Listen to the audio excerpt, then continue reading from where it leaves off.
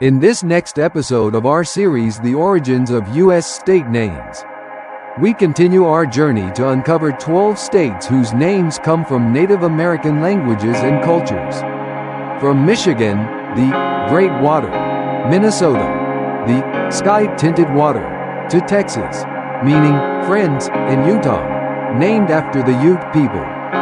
Each state carries a story deeply tied to its land, rivers, and people. If you enjoy exploring history and culture with us, please support 5W Explore by hitting like, sharing this video so more people can discover it, and subscribing to our channel to follow the next episodes. Now, let's begin this fascinating journey together.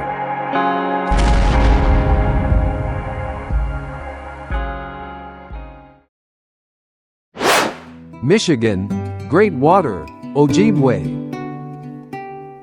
The name Michigan comes from the Ojibwe word meaning Great Water. The Ojibwe used this term to describe the vast lakes surrounding the region, especially the Great Lakes, which define nearly half the state's boundaries. With more than 11,000 inland lakes, Michigan is inseparable from water. For the Ojibwe, lakes and rivers were not only sources of food and travel routes, but also sacred places tied to spiritual life. The state's name reflects this profound relationship, a reminder that Michigan is a land shaped and defined by the power of water. Minnesota, Sky-Tinted Water, Dakota Sioux. The word Minnesota comes from the Dakota Sioux language, meaning sky-tinted water. The Sioux used this phrase to describe rivers and lakes whose calm surfaces mirrored the blue of the sky. Minnesota is famously called the land of 10,000 lakes, though in truth, it has nearly 12,000. To the Dakota Sioux, water was far more than a natural resource. It was central to their culture, their ceremonies, and their worldview. The name Minnesota is both a geographical description and a spiritual symbol of harmony between sky and water. Mississippi, Great River, Ojibwe.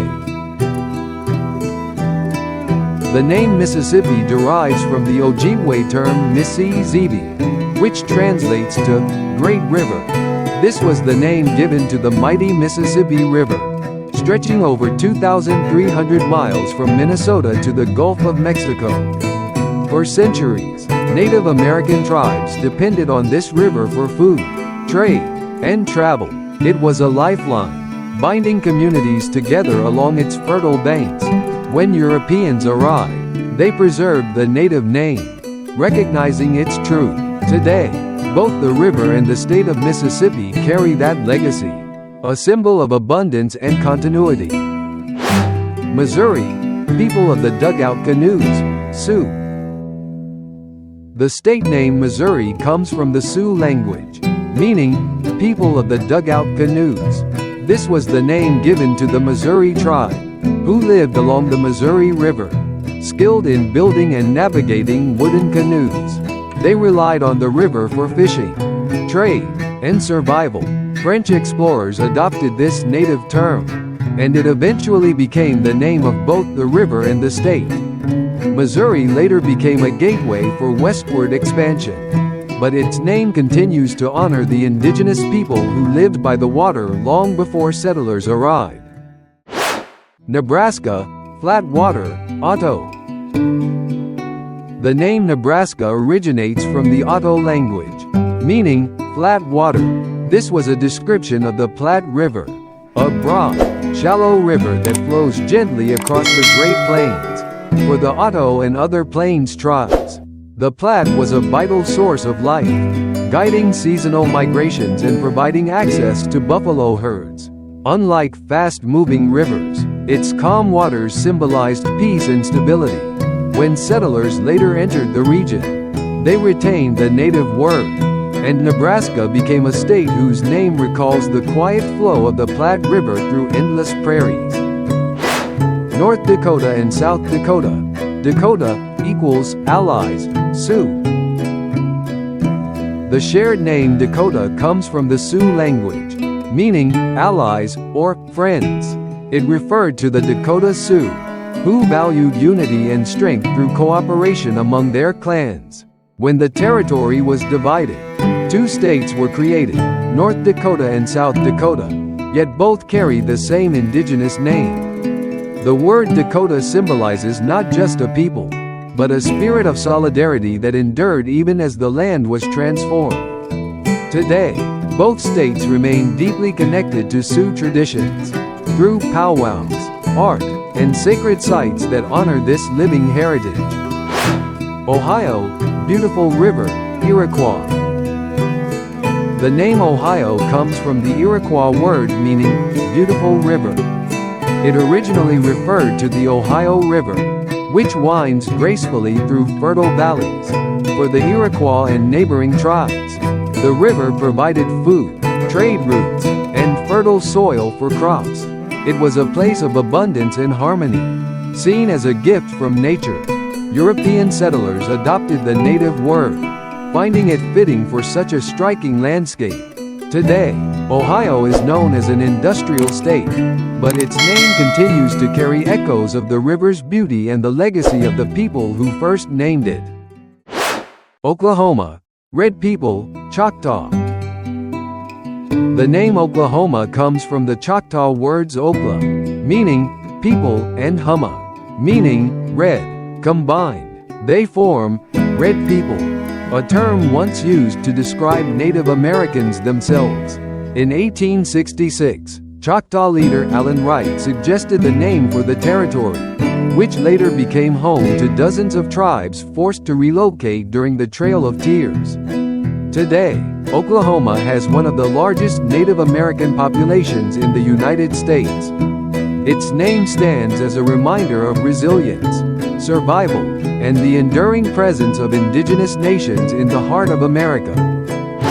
Tennessee, town, or winding river, Cherokee. The origin of the name Tennessee is traced to a Cherokee word that may mean town or winding river. The term referred to Cherokee settlements near the Tennessee River, a twisting waterway vital for fishing, farming, and trade. European settlers adopted the word, modifying its pronunciation but preserving its sound.